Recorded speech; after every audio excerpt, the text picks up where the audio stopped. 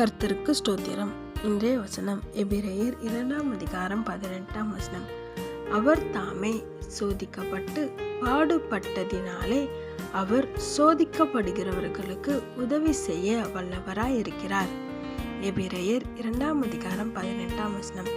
அவர் தாமே சோதிக்கப்பட்டு பாடுபட்டதினாலே அவர் சோதிக்கப்படுகிறவர்களுக்கு உதவி செய்ய வல்லவராயிருக்கிறார். ஆமென். இன்னைக்கு ஏசப்பா உங்ககிட்ட சொல்கிற ஒரு வார்த்தை என்ன தெரியுமா? ஏதோ சோதனை பாதையில் போகிறீங்களா? கர்த்தர் உங்களை சோதிக்கிறாருன்னு உங்களுக்கு தெரியுதா? சோதனையில் பாதையில் போகும்போது நீங்கள் ரொம்ப பலன் இழந்து போறீங்க, ரொம்ப சோர்ந்து போயிடுறீங்க. ஏசப்பா சொல்கிறாரு, நான் சோதனையை ஜெயித்தேன். இந்த உலகத்தில் நான் வாழும்போது எனக்கு வந்த சோதனைகளை நான் ஜெயித்தேன். அதனால் அந்த சோதனைகளில் எப்படி இருக்கும்னு எனக்கு தெரியும். அந்த சோதனை டைமில் உனக்கு நான் உதவி செய்கிறேன் அப்படின்னு சொல்கிறாரு. ஆமென். உங்களை பார்த்து தான் சொல்கிறாரு. அது என்ன சோதனை வேணா இருக்கட்டும். இந்த பாவம் நான் செய்யக்கூடாதுன்னு நினைக்கிறேன், ஆனால் செஞ்சிடற மாதிரி சூழ்நிலை வருது, நான் செய்யாமல் இருக்கணும்னு என்னை கண்ட்ரோல் பண்ணுறேன் அப்படின்னு நீங்கள் நினைக்கிறீங்க அப்படின்னா கர்த்தர் உங்களுக்கு அதில் உதவி செய்வார்.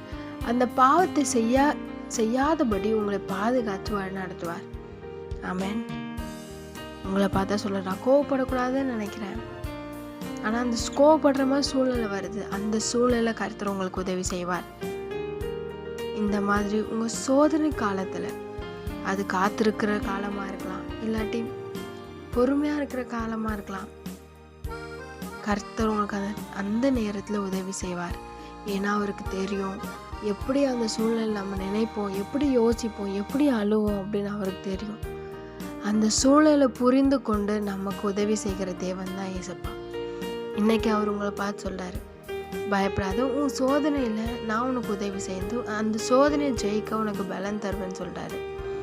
பயப்படாதீங்க. சோதனை ஏசப்பா நாமத்தினால ஜெயம் கொள்வீங்க, அவருக்கு சாட்சியாக நிற்பீங்க. ஆமென்.